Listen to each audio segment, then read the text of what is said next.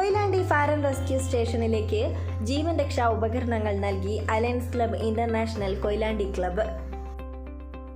Club president Balan അമ്പാടിയിൽ നിന്നും station officer CP Anandan ഉപകരണങ്ങൾ ഏറ്റുവാങ്ങി. K. Suresh Babu, PK Pramod, PK Babu, K. Sudhakaran, AV Sasi, PK Sreedharan, K. Vinodan തുടങ്ങിയവർ ചടങ്ങിൽ പങ്കെടുത്തു. News today Kerala.